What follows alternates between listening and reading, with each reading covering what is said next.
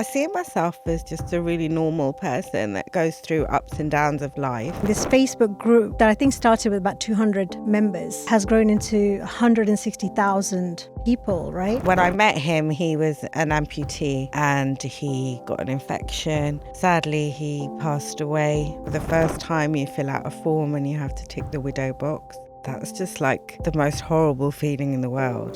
That is the most profound power a woman has, is to say, okay, go, and be happy with that decision. I just want people to be able to find their voice, to be able to ask for what they need to make their own lives better. And I would love for people not to ask them for discounts. Ask for discounts.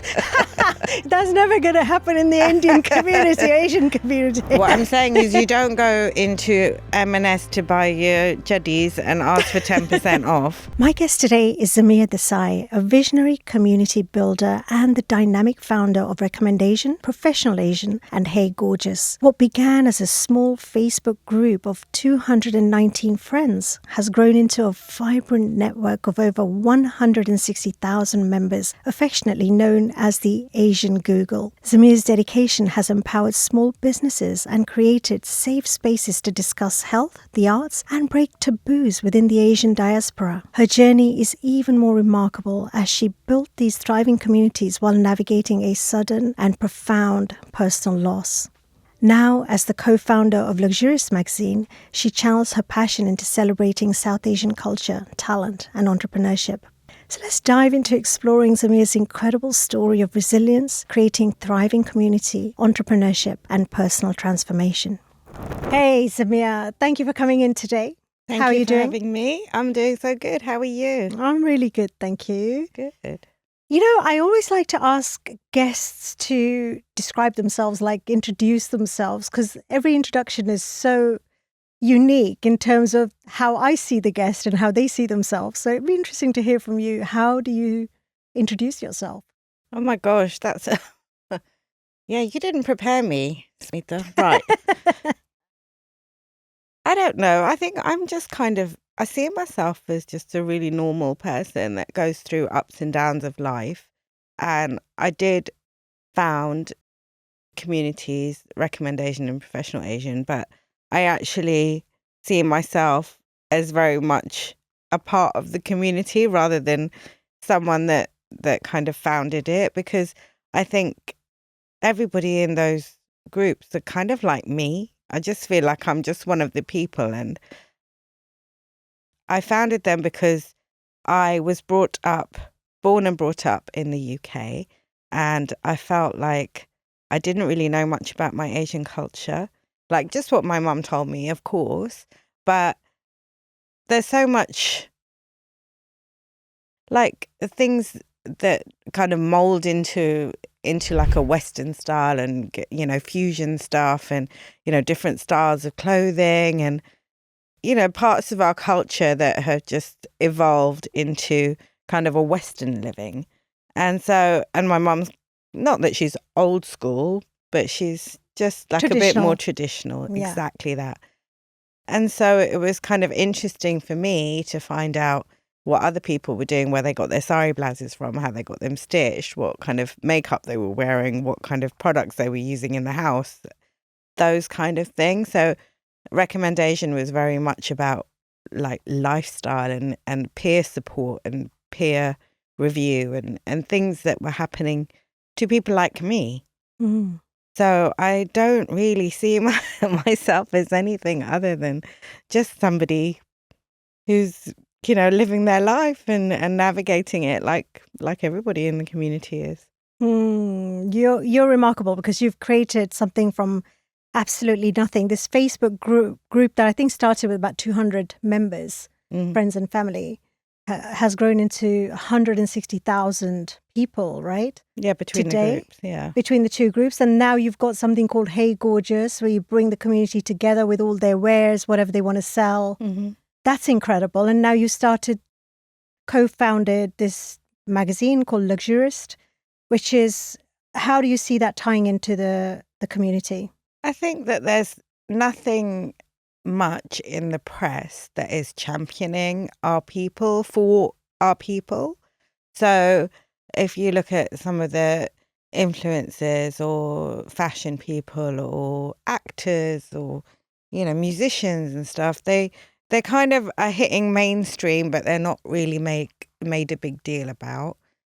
And I think with Luxurist, we have an opportunity to really shout about our own, as well as, give people access to really great articles like, how they can make money, how they can save money, what's going on, where they can go on holiday, those kind of things.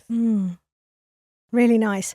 And I think for me, what's remarkable about your story is that you've done all of this amidst incredibly deep, unexpected personal loss, profound loss.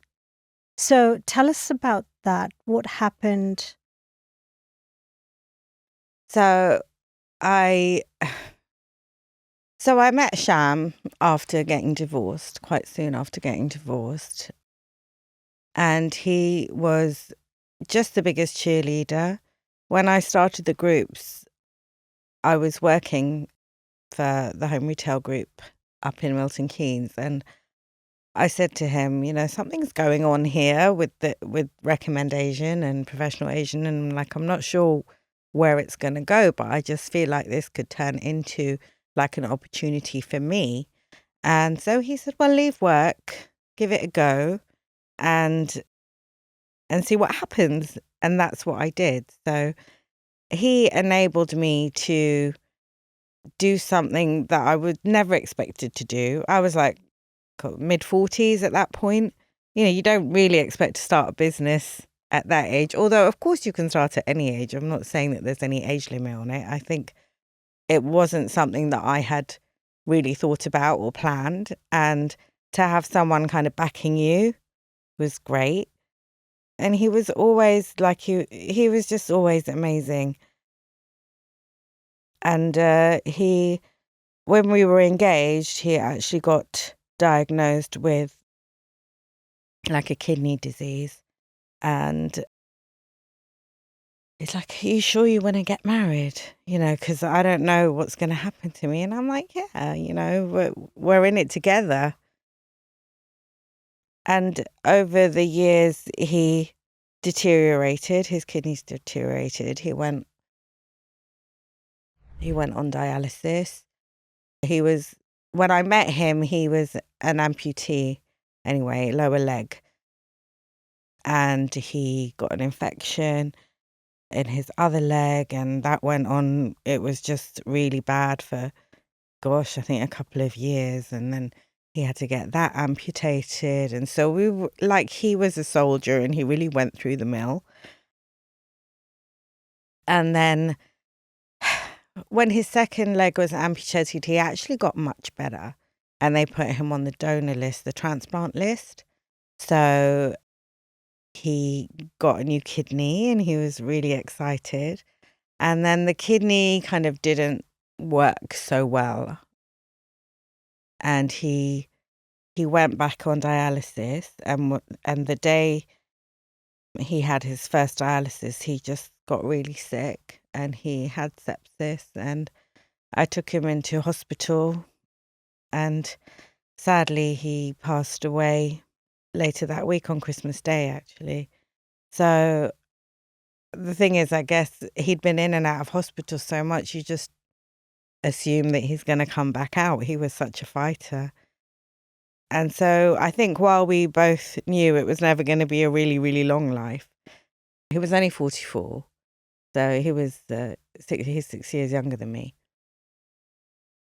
So I think it was a lot, it was unexpected, and it was, I think, you can't prepare for something like that, can you? No matter how ill somebody is, and no matter how much you know that, it's not going to last forever, it's just really, really hard. Yeah. I mean, even when we know that we have elderly people that are in their 90s or whatever, and even when one of them dies, you think you're ready, but, you never are you? I mean, how do you How did that occur? How did that land for you? Like losing him so soon. How many years were you married? 10 years we were together. So 8 years married. You just don't expect to be a widow. You know, the first time you fill out a form and you have to tick the widow box, that's just like the most horrible feeling in the world. I've got 2 children from my previous marriage, and they both adored him. And you have to navigate yourself. You have to navigate the children.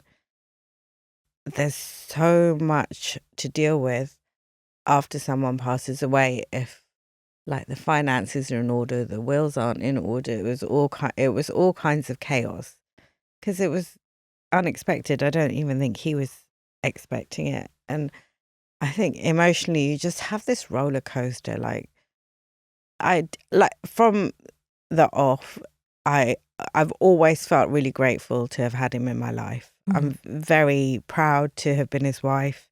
You know, he was an amazing man. When I see people that are friends with him, nobody can say, you know, obviously they've just got the nicest things to say about him. And not only that, even now, it's been 2 years, but I still get people telling me stories about him that, you know, things that I didn't know. Yeah. So I've always felt very grateful, and I think that's really helped me because it was that mindset. You know how most people are like, oh, why was he taken away from me? Why did God take him away? And they get really angry with God. But I think if you just turn it around and think, well, why was he given to me? Yeah. What part did he play in my life? And such a huge part, because without him, I wouldn't have like this amazing community of people. I wouldn't be able to support small businesses the way that I do. I wouldn't be the person that I am or have the life that I have if he hadn't been part of it. He was pivotal, absolutely pivotal. So I'm grateful for that as well. So I have a lot of gratitude for him just being a part of my life, even if it wasn't for that long. But there are moments where you miss having your person. I mean, you know, like you've got a person, you know, that person that you can just phone like 100 times a day if you want to and just talk shit to, you know, someone that understands, somewhere that you don't have to be anybody except yourself. You can be vulnerable, you can be scared, you can be jubilant, you can be whatever you want. They still love you unconditionally. And I think that's what I really, really missed is just having that person. Yeah. And there's so many moments where you're like, you get caught off guard almost. Like today I went into work before I came here, and, you know, every day I used to go to work early, and he loved illy coffee, which they serve at work. And he used to drive down on his way to his work, and he's like, oh, you know, get me an oat flat white.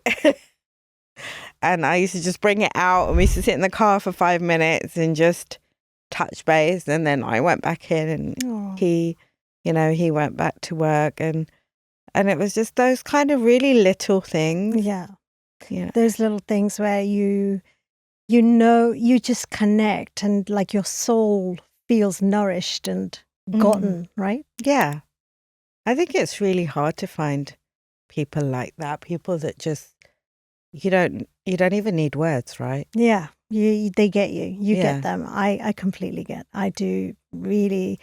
I feel I'm like sitting here, I've got tears in my eyes as I'm listening to you, because I can't imagine what that must be like to lose somebody that you had that deep, profound connection with, that we dream about, you know, that poetry is all about. And, you know, where people who have had those connections, or rather the connection with their partner throughout life, when they describe it, it's, you know, so rich and profound. And for me, personally, that's what life is really for, to have that type of experience. Yeah, but it's that kind of experience that comes so seldom. Some people don't even get it. Don't get it. And how blessed are That you we were, to yes. even if it was for 10 years, Yes. even if it had been for 5 years, even for 2 years, how blessed am I that I got to experience that? Absolutely. And you transformed from that, I'm guessing. Did it change you in any way? I don't know. I hope not. For the better, I mean, in the sense of how, when two people come together, there's a thing that happens. It's like this alchemy. There's almost like a third entity that gets born out of the two people being together. That experience kind of brings out so much, like, the best in you. Yeah, I mean, I think, gosh, you can go so many ways when something like that happens. You can go down, you can go up, you can stay the same. You have to, I guess, have a real sense of self in order to move on. And what I've seen with some people is they don't have that sense of self. It's so given to their partner that they forget who they are. Yeah. And as much as, it's horrible having to go through a divorce, I think everything prior to that made me so much stronger, because when you're in a marriage that you're unhappy in and it finishes, you do find like a deep sense of self, because you're the only one that can really help yourself. Yeah. And help your kids. So I think I had like a really big sense of self. And I think going into marriage with Sham, I think I was very clear that this is me. And like, it was weird because when you're courting, you have these kind of not sure where this is going to go, and we had our ups and downs at the beginning. And I think one day I just said to him, you cannot treat me like this, right? He kept committing and then not committing and then wasn't sure and everything. And I'm like, you know what, fine, go. And I think that is the most profound power a woman has, is to say, okay, go. And be happy with that decision, no matter what the outcome. Yeah. If he comes back and stays or if he goes, it doesn't matter. You have to always put yourself first. Mm-hmm. And I think, my life up to that point had taught me that. And I think that actually got a lot of respect. And he was like, oh, she's serious. I better buckle down and be a good boyfriend. And I think that really helped our relationship and helped us be individuals as well as be married. Mm-hmm. So when he passed, I think I had a very strong sense of self. I had a very strong faith as well. I totally believe that, his soul went to heaven. I still, believe that he's around. You get the signs and little things that help you, feel like that presence. You're somewhere. Still connected. You feel the presence. I can completely get that. Do you think that it's helped you, the fact that, Sham left you so early? He passed away so early in his lifetime and in your relationship, but the length of your relationship. Do you think that it's partly because of that you have such a connection to community? Do you find there's a connection there? I find that, I think, yes, because I think the community, I was very open about my life. I still am. Like, I've always been quite open about my life, and on my blog I'll talk about my husband. And also, the community pretty much is quite London centric. And he used to own Spice Rack, he used to own Purple Flame. Those restaurants are kind of pillars of our community and everyone knows it. And I think he was a big part of the community. Like, if people didn't know him, they knew his businesses, or they'd heard of it or something. So I think when he passed, I lent on the community, in terms of, I must have got thousands and thousands of messages, and they were all so full of blessings and full of love that, it was absolutely heartwarming. And I think the other thing that happened, I was like, I was really open with them about what I was going through and how I was navigating this grief, whether I was having a good day or a bad day, how my perspective on it all was and everything. So I think he was like very much part of that community as well. Right, right. And so talking about the community, how would you describe the community that you've created? What are the hallmarks of what you're offering, what you're bringing? Mhm. I think that the community I have is just so helpful towards each other. That's what I love about it. You can go to RecommendAsian, which is the women's group, or ProfessionalAsian, which is the kind of finding things like the Asian Google group. And you can ask absolutely anything and people will respond and they will help you, or they will recommend someone, or they'll give some advice, or they'll do whatever they can in order for you to find your solution for whatever you need. And I think that's really like powerful. Special. It's so special because actually, weirdly, I thought this is never going to work. And just down to one reason, when I got married the first time, I'd gone to somebody else's wedding and they had this incredible cake. And I was like, can you tell me where you got your cake from? And they said, no. They're like, no, don't, sorry, I'm not going to tell you. And I was like, are we really like that we're so guarded about things that we don't want to share, that we want to keep everything to ourselves and a secret? And I'm like totally the opposite. You tell me, I'll be like, yeah, and if you go on this day, you'll get like a 20% discount. And, I'll be like totally sharing everything that I can to make somebody's life better, to enrich it. Yeah, and something, share it. What else are you going to do with that? Exactly. But don't you find sometimes a community can be so competitive? Oh God! And it's like everybody's trying to outdo each other, and for what? Yeah. Like, what is the end goal of that? Exactly. If I ask you what your lipstick is, which looks gorgeous on you, by the way. Thank you. Right? If it looked good on me too, what's the worst that can happen? Exactly. Is your husband going to leave you and come to me because I look good in your lipstick? I don't think so. I have always found that to be really amazing.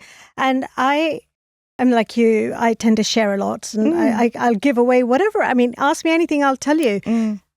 The only time, though, I have found myself wondering whether it's the right thing to do is when people are competitive and when people don't want to acknowledge you, don't want to say thank you if they use that thing, and they'll say, actually, well, I didn't like it, or it didn't work out for me, or whatever. It's like, that's not the point. The point is that I shared what I knew to be the best that I personally have used, that you can do for yourself and, with a beautiful intention to make your life easier. But that's on people them, don't right? do that. That's on them. If they don't want to acknowledge you or thank you, if they're not grateful, that's on them. I mean, that shouldn't stop us from sharing and from being ourselves. No, I'm like yourself. A lot of what I bring is on social media, and could bring a lot more if I had more hours in the day. But I totally get that, and I think that's the beauty of the community that you've created, is that people do. There are enough people, more people who want to share and who want to help other people for no other reason than just doing it, and that's what I like about the community. Me too. I really think it works because creating community, Zam, is not an obvious thing to do. I personally find that idea of creating community really fascinating because it's a skill. Now you may not have thought about what it takes and it's grown organically, but I wonder if I were to press you on that and say, can you give maybe a couple of things, maybe 2 or 3 things that you see and you have learned about what is community, what makes community? I think the most important thing is the community is not about you. It's not about me. It's about everybody in the community. And I think when people start communities, you shouldn't start from a place of ego or wanting it to be about you. You've got to think, okay, what is the bigger picture? What is the point? How are people going to benefit for themselves? So I think one is not to be in your ego, and two is you have to be a little bit proactive and a little bit reactive. It's not about, oh, this is a good idea, I'm going to implement this, and this to help the community, because the communities will also show you what they need. Yeah. And so you have to react to that as well. So I do some things I'll put out there. If it works, great. If it doesn't work, then, I won't carry on with it. Other things I'll ask community and see what they want. And again, sometimes it works, sometimes it doesn't. But I think it's always a little bit of push. Yeah. It's never just like, oh, I've got this idea, I'm going to do this, and this, so and they're going to like it. So you're looking for a need, right? You're looking for what's the gap that's looking to be filled? Mm-hmm. What are people wanting? As in like, what do they need more than want, I think? So for example, community is the opposite of isolation and loneliness. Yeah. It's one of the biggest issues that people suffer from today, even in relationships. And we see so much of that. And you will see that in your threads and in your groups, where people are talking about feeling so isolated inside a family or inside a marriage or with kids. And they feel lonely because they don't know where to go. And they don't even know what they actually necessarily need at that point, you know? But to me, that's what I'm exploring here with you, is that how do you find that the community that you've created is actually supporting that aspect of people's lives? And I see a lot of threads where people are going anonymous because they don't want people to know, because their family members or friends or whoever they don't want to share this issue with are on the same groups. I think anonymity is really important for some of the posts. Not all of them, and we do decline a lot, because I don't know if everything needs to be anonymous, but things like family and feeling isolated, things like fertility, abuse, even just confidence and things that are holding you back. I understand why those are anonymous. And I think, like I said, what's amazing is that, these women on RA, all these people on PA, they come together and they offer solutions. And some of them might be, professional services, coaching or hypnosis or some kind of counseling. But some of them might be, go listen to a YouTube video, or, go do some meditation, or they might have been through it themselves and they can give some practical first-hand tips on how to overcome it. Because I think isolation is, sometimes you also need to be a little bit uncomfortable and get out of your head a little bit and comfort zone, whether it's going to, a dance class, like a Bollywood class or a Zumba class, or going to a cookery class, or learning a new language, or taking your kids to play dates and stuff. When you're feeling isolated, it's probably the last thing that you feel like doing.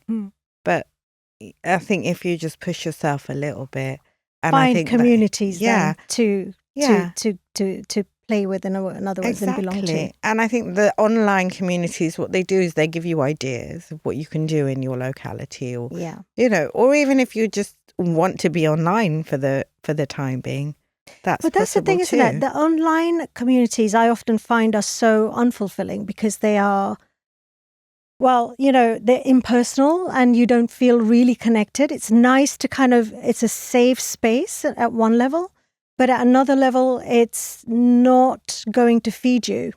It's not going to nourish you in the way that you might need to be nourished if you're finding yourself in backed into corners and you don't know how to get out of. But you actually create events. I mean, I went to one of yours this weekend, which is so fantastic with a party, really nice.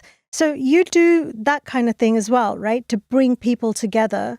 How important do you find it to bring people in a physical space together. I think part of the charm of the groups is that our spaces is something you can turn up to by yourself. You don't need to know anyone. You don't need to bring your friends. I mean, you're welcome to, obviously, but you don't have to. And I think there are people on the community that you do see time and time again, and our admins are there, and our advertisers are there, and our regular contributors are there. And when you see them in person, it's really nice, and you do feel like you know them. You do. I did have that experience on Friday evening when I was actually looking at someone. I'm going, I know her. Yeah. And I've only ever read any of her posts, Yeah. So it's really nice to have that sense of knowing somebody. Yeah. And some people tell me that they're like in Tesco's or somewhere really random, they come up to you. and people will go up to them and say, "Oh, I've seen you on Professional Asian."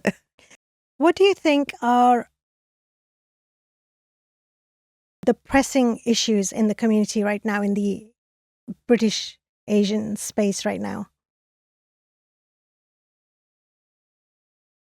For me, I just think that people are so concerned about what other people think. I think that's the reason for anonymous posts. And like I said, I can understand some of them. They're really personal, but there's so much about, I don't want my family and friends to know this. I don't want them to know that. I don't want them to know my finances. I don't want them to know that I'm looking for a job, or that I'm getting a new house, or that I'm buying a new business. There's so many things that people don't want other people to know. And I think with some of it, the issue is nazar. And I think that is really damaging, because I don't believe that people just put the evil eye on you, and they're so jealous, or they're so, green-eyed that they actually want to like curse you or hold you back. But that nazar, I mean, I know it's come from a really long line of superstition. Exactly. Just for people that don't know, nazar is the evil eye. That people who are jealous of you may want to harm you in some way. They may try to hold you back in some way. I mean, absolutely so right, yeah? That people don't want to share. And at the same time, how much do you think there is to it? And do you think it's complete superstition? So, okay, so when Sham passed away, he passed away in December. In October, my beautiful Alsatian passed away. Sham went and got another dog in November. He passed in December. And then in January, the puppy escaped and was caught in a hit and run, and she also passed away. Oh. So within months, we'd had 3 of my babies Yeah. go. And someone called me and said, you've got evil eye on you. And I was like, you know what? I don't. And I don't believe that at all, because I think, first of all, I don't think God would give you anything that you can't handle. And in our life, we go through ups and downs, and we go, we get traumatized. We have bad things happen to us. We also have some amazing times, and some really good things happen to us. But you can handle it. And I think, so my first thing is that God wouldn't put me through this. This is my journey. And if by sharing what happened with Sham with other people, it helps somebody else, if they've become a widow or with their loss or whatever, then that's my karma on this earth. And secondly, it was so weird because my friend Jazz, she's like a grief counsellor. She does rapid transformational therapy. And she rang me and she's like, write Sham a letter and put it inside the coffin. And so I wrote Sham a letter on the Wednesday. I went to see him. The funeral was on the Thursday. So I went to see him at the funeral parlour, and I put the letter, and it was longer. It was like 4 pages long. I had a lot to say to him. I can imagine.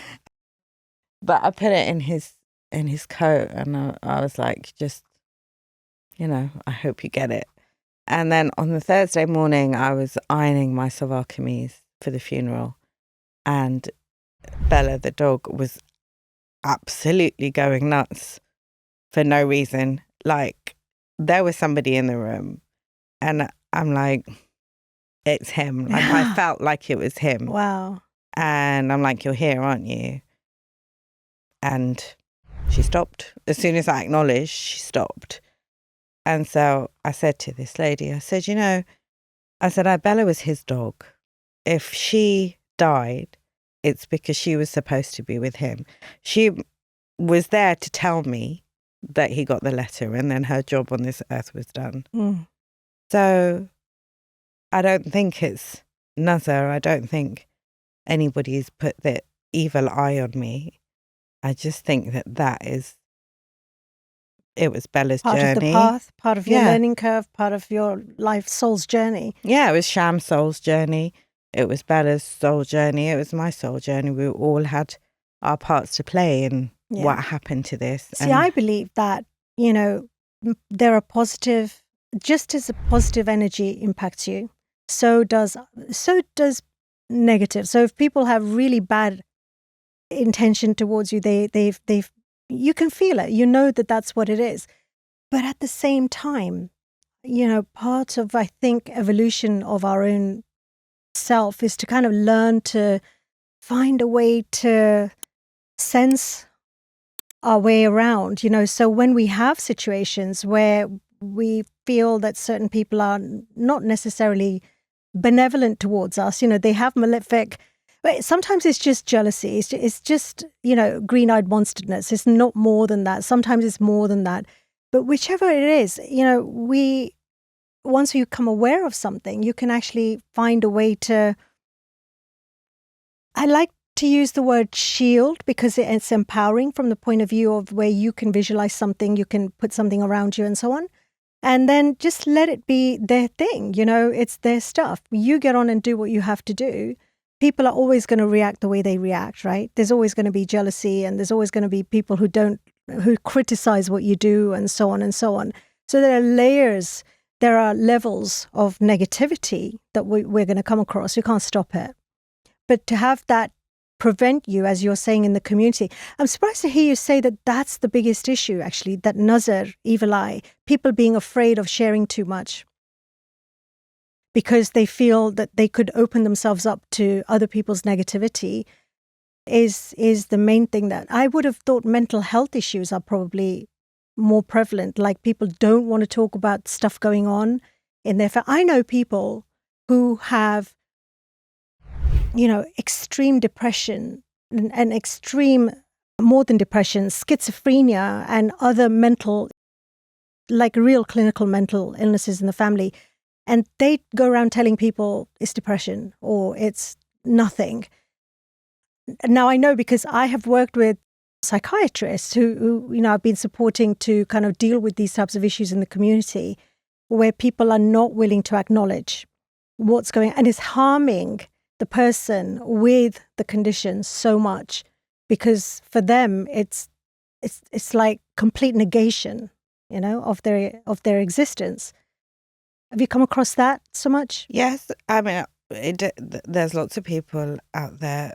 I do think that we do talk about it quite a lot. And I think it's one of those things where there's so many experts and there's so many people like you that are giving their pearls of wisdom, their advice and their help. And then people like Haj and Saf who help with gambling addiction and drug addictions and those kind of things as well. So I think as a community, we have so many people that can help, and at least that they can be accessed, on one-to-one, or some of them run groups or events that you can get some help that you need. I think it's hard to say that when people don't acknowledge it, because we don't know so much about it. We kind of are at the point where people are acknowledging it, right?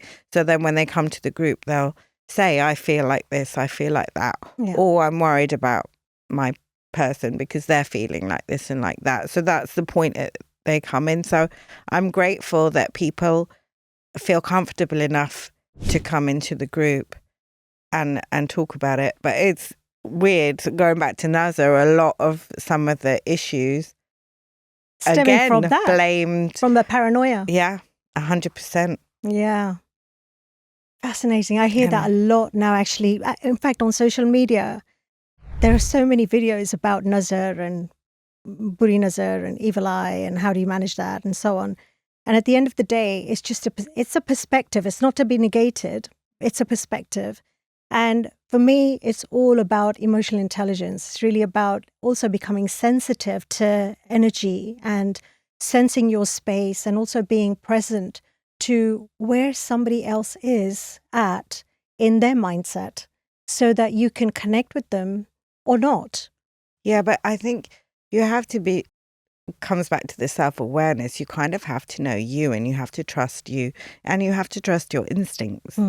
And I mean, this might be way off, I might be completely wrong, but I feel like since the kind of perimenopause thing, I'm a lot more aware of energy. A lot more sensitive, yeah. Yeah, 100%. I don't know if it could be age, it could be like wisdom, it could be because of what I've gone through, but I do feel like at this point in my life, I'm like, sage, early 50s. I like to think of sage. Yeah, sage. I do feel it, and you can ask any of my friends, I'm not like a woo-woo kind of person. No, you're not. I'm not. But I'm becoming a little bit more woo, I think, because I do feel different senses about things that I didn't feel before. But there's definitely subtle energy. There's definitely subtle energy. There are levels of energy, from gross, like what's right here, right now, what you see, feel and touch, to, very subtle levels. And they vary in their subtlety. And then that's the nature of becoming more empathic to these things. It's like to learn and discern between the reality that's here and now. And then, I mean, look, a simple way to put it is like when you meet someone, they say one thing, but you feel something else. You kind of like, not congruent, That's at one level, that's the kind of subtlety we're talking about. And then, of course, it becomes more refined and less obvious as you move into the realm or the spectrum of subtlety. And for me, so there is room for evil intention. There is room for people's negativity being cast at you. There are people that don't want you to succeed. I know that. That's at the most obvious level. There are some people who don't want you to succeed. Yeah. But that's their insecurities. Exactly. And, that doesn't mean you won't. It doesn't have to impact you per se. I want to talk to you next about leadership. What have you learned about leadership in what you've been doing in the last few years? Tell me the main thing that you have taken away as a skill or something that is like you've noticed. I know, I don't really feel like I'm much of a leader so much as a cheerleader. I think that's kind of where I see myself. All these small businesses that are, part of the groups or at Hey Gorgeous, or all these, people that form part of Luxurious. But you are stuff. A cheerleader for the groups, for sure. But in the business role that you play, you're definitely a leader, Zam, because I see that. You spearhead things, you cause things, you make things happen. You call people into being. And you cause them to bring their skills to the fore, and then you somehow have them be useful inside of what you're doing. So that's leadership. So what have you noticed? I just don't see myself like that. I don't really honestly, so I don't know what to say, because I'm really flattered with what you said. Okay, so what you're telling me is, in terms of leadership, you don't consider yourself a leader. Consider you're a leader, though. Yeah.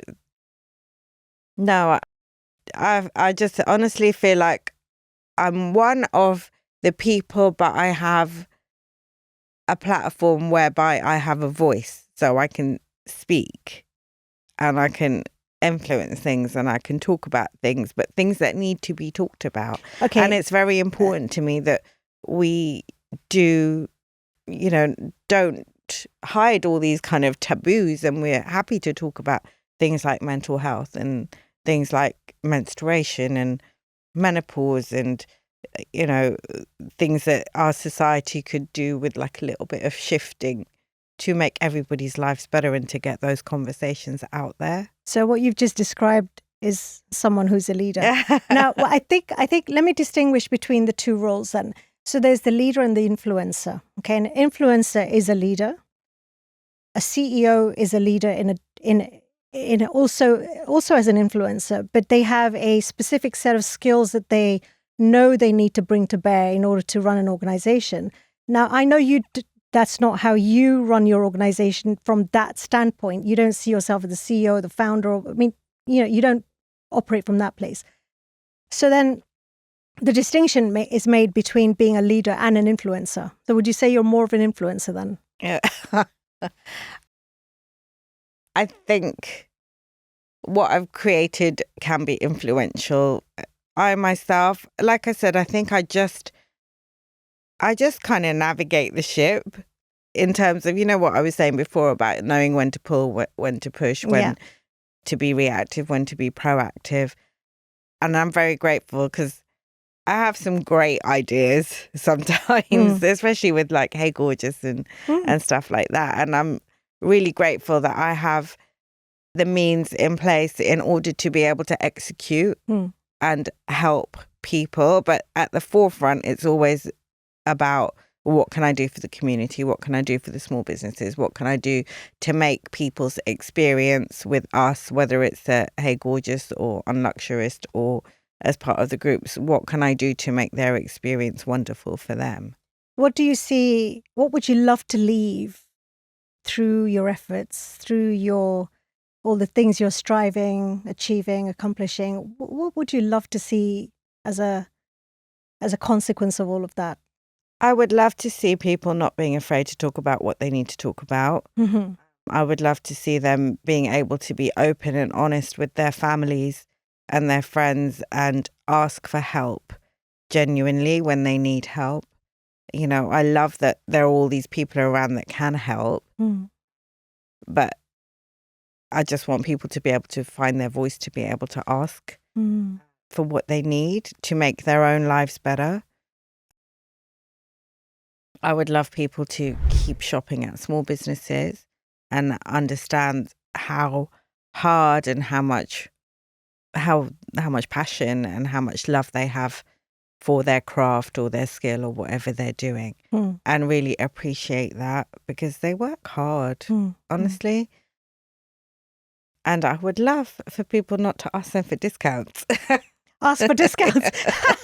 That's never going to happen in the Indian community, Asian community. But it's like, it's not going to happen, Sam. But it's so sad because they put their heart and soul and blood, sweat and tears into, something. And you wouldn't go to multi-million pound industry like Marks and Spencer's, or you would. Do you go to Marks and Spencer's? Well, if you're in business, I mean, I've done deals which go from several tens of thousands to mostly hundreds of tens of millions to hundreds of millions, the biggest being $1 billion, right? And I have never yet come across a client that does not expect to be given a discount. It just doesn't happen. So you have to, it's that's just economies of scale, though. What I'm saying is you don't go into M&S to buy your juddies and ask for 10% off. You might go in if there's a sale, if you're that way inclined, but you wouldn't ask for further money off. Sure. And so, these guys are like sewing clothes or getting them sewn or importing stuff, or that's the thing with the small business is that I think that's the difference, is to recognize the amount of effort it takes to make something happen. Whether it's buying a ticket for an event like the one that you did on Friday, for example, or it's going to a local artist, asking them to make something for you, and then you're beating them down in price. I think for me, the distinction is that the small business individual who's doing their utmost to make it work, there are so many costs involved that most people are not aware of. And I think that one of the things we need to learn to do better as small business individuals is to actually explain to people more clearly as to like, look, these are my costs, and I need to make a profit. I'm in business, I'm not a charity. Need to make a profit beyond that. So this is where it's at. Yeah. And I think so it's both way rounds. If people ask for discount, we need to be able to come back and say, but tax, import, customs, materials, local craftsmanship, hand stitch, blah, blah, blah. And then it suddenly becomes this incredible proposition. So 2 questions for you. Okay. Zam. This podcast and this channel is the self-discovery channel, self-discovery podcast. Okay. So the question I always ask people is, what have you discovered about yourself through what you have been doing in your work and just in generally in life? What have you discovered about yourself that you really, you value, you see that as being of value as part of your soul journey? I think strength. I think through everything, strength. I didn't appreciate it before. And I